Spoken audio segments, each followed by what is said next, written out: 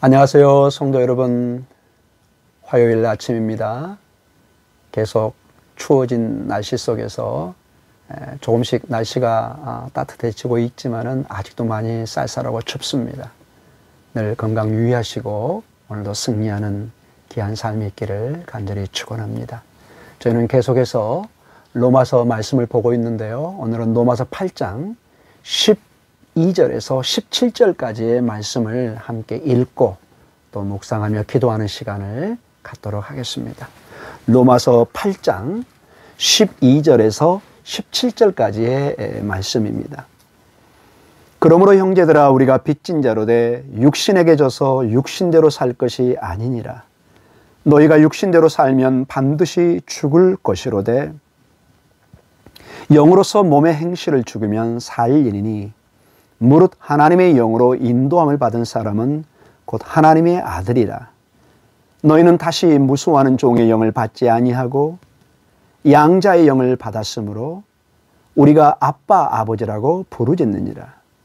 성령이 친히 우리의 영과 더불어 우리가 하나님의 자녀인 것을 증언하시나니 자녀이면 또한 상속자 곧 하나님의 상속자요 그리스도와 함께한 상속자니 우리가 그와 함께 영광을 받기 위하여 고난도 함께 받아야 할 것이니라. 아멘. 사랑하는 성도 여러분, 저희는 이제 8장에 들어서면서 사도 바울이 매우 강조하고 중요하게 전하고자 하는 성령의 사역에 대해서 우리가 집중적으로 보고 있습니다. 우리가 육신에 속하여서, 때로는 율법에 속하여서, 때로는 죄의 권세 아래서 그 어떤 것도 우리가 하나님의 영광을 드러내지 못하는 그러한 상황 속에 있지만, 하나님께서는 하나님의 영이시여 그리스도의 영인 성령을 통해서 율법의 진정한 뜻인 거룩한 신령한 것을 이루게 하는 그러한 능력을 우리에게 부여해 주시고 그것을 완성시켜 주시는 것을 보게 됩니다. 그 구원의 그 귀한 그 은혜가 우리에게 미치게 해 주시고 우리를 소망하게 하여 주시고 죄와 싸워서 승리케 하시는 그러한 사역들을 우리가 보게 됩니다. 오늘 계속해서 성령의 귀한 사역 중에 한 부분을 또한 살펴보기를 원합니다. 오늘 12절에 보면은 사도 바울은 우리가 빚진 자다 이런 용어를 쓰고 있습니다. 굉장히 어떻게 보면 생소한 그러한 개념일 수도 있는데, 우리 삶에는 이 빚이라는 개념은 굉장히 우리가 잘 알고 있는 개념입니다. 우리가 돈을 빌려줄 수도 있고 우리가 돈을 빌릴 수도 있는 우리 삶에 흔하게 쓰여지고 있는 용어입니다. 근데 사도 바울은 우리가 빚을 졌다고 그러는데 누구에게 어떤 빚을 진 건지 우리가 본문을 통해서 살펴보기를 원합니다. 12절에 보니까 우리가 빚진 자로 돼 육신에게 져서 육신대로 살 것이 아닌지라. 우리는 더 이상 육신에게는 빚을 지지 않고 있다고 얘기합니다. 우리는 과거에는 육신에 속했고 죄에 속했고 죄의 권세 아래 살았습니다. 그러나 하나님의 은혜로 예수 그리스도를 통해서 우리는 구속을 받았습니다. 속량을 받았습니다. 죄값을 치렀습니다. 그래서 더 이상 육신에는 빚을 지지 않았습니다. 우리는 하나님의 은혜에 하나님에게 빚을 진 거지 그리스도에게 빚을 진 거지 죄에게는, 육신에게는 빚을 지지 않았습니다. 그래서 여러분, 우리가 잘 알아야 될 게 13절에 너희가 육신대로 살면 반드시 죽을 것이로되. 그래서 아직도 우리에게 남아있는 옛 습관을 따라서 육신적으로 자꾸 살아가면은 마치 육신에게 빚을 졌듯이 그 빚을 육신에게 갚듯이 세상적으로 삶을 살면은 그 결과는 죽음이요 멸망이라고 우리에게 엄한 경고를 주고 있습니다. 대신 우리는 영으로서 몸의 행실을 죽이면 살리니, 하나님의 영을 통해서 육신에 대적하는 그리스도의 영으로 성령의 법으로 우리는 살아갈 때 우리에게 생명이 있는 것을 말씀해 주고 있습니다.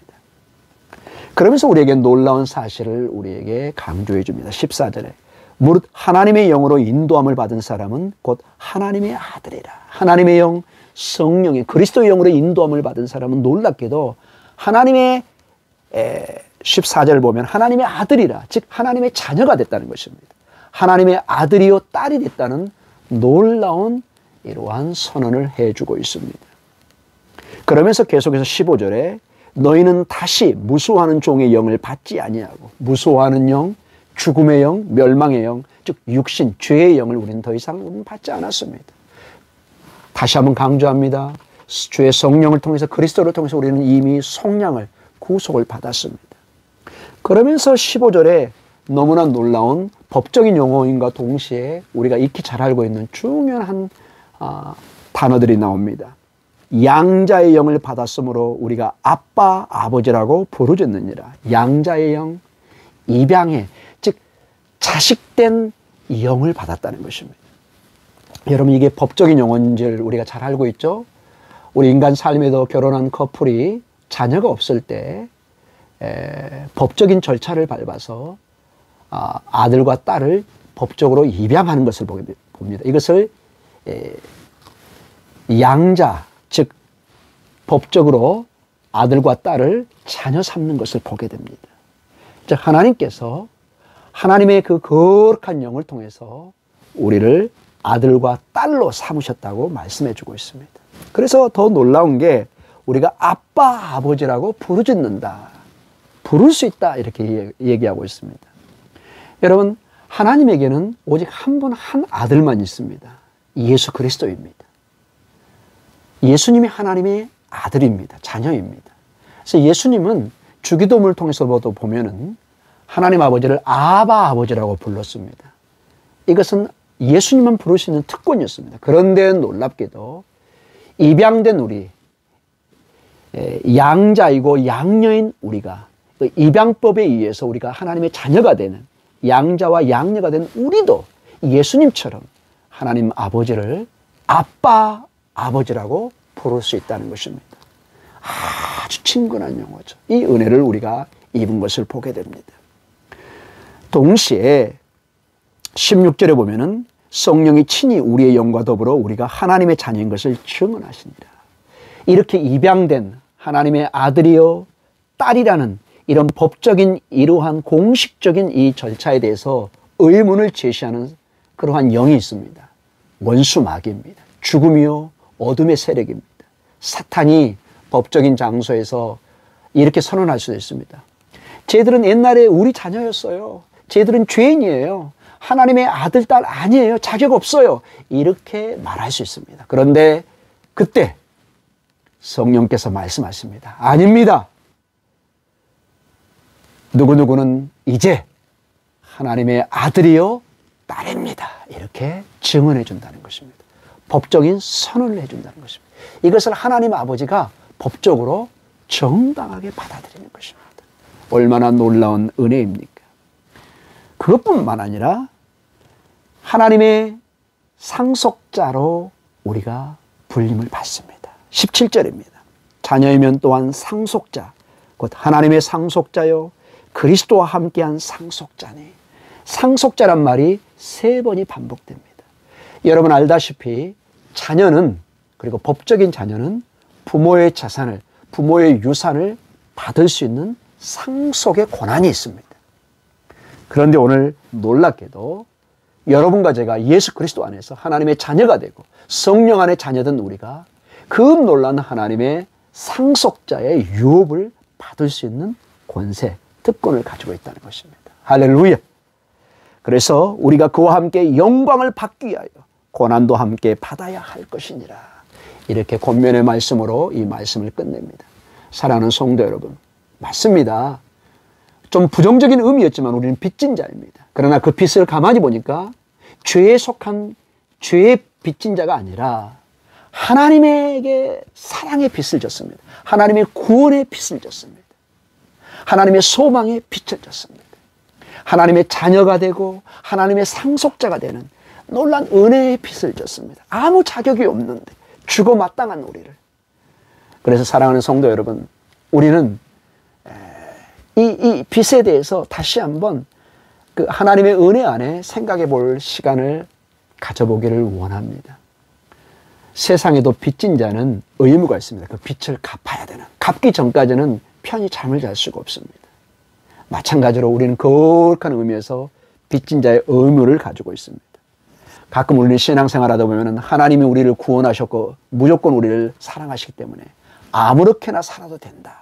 이렇게 말하고 있는데 이것은 하나님의 은혜에 대해서 전혀 깊게 이해하지 못하고 있는 그러한 사람들의 얘기인 것을 알게 됩니다. 우리가 하나님의 이 놀라운 은혜에 빚진 자라고 우리가 이것을 알게 되면 큰 놀라운 십자가의 은혜를 통해서 우리가 하나님의 사랑에 그 구원에 그 은혜에 빚진 자라는 것을 알게 되면 우리는 더 하나님 앞에 감사해요. 오늘 여기 본문에 보면은 그리스도의 영광과 함께 고난도 함께 받아야 될 것이다. 이 땅의 삶에 주님과 함께 기꺼이 주님을 위해서, 교회를 위해서 우리의 땀과 피와 눈물을 함께 쏟을 수 있는 이러한 삶에 동참할 것을 말씀해 주고 있습니다. 그 고난에 함께 동참해서 하나님의 영광과 함께 누릴 수 있는 그날을 바라보면서, 즉 계시록에 보면은 우리가 왕 같은 제사장으로 주님과 함께 새하늘과 새 땅에 온 세상을 함께 다스립니다.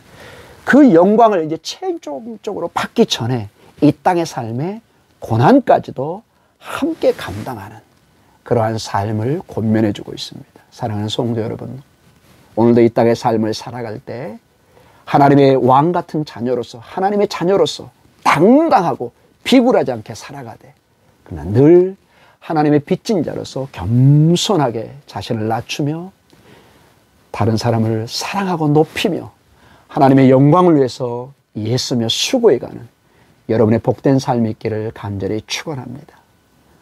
우리 함께 기도하겠습니다. 하나님 아버지 감사합니다. 오늘도 귀한 말씀을 통해서 은혜를 주심을 감사합니다. 우리는 하나님의 사랑의 빛을 진 자입니다. 구원의 빛을 진 자입니다. 하나님의 자녀가 되는 빛을 받았습니다. 이 빚진 자로서 하나님의 놀라운 상속까지도 받았습니다.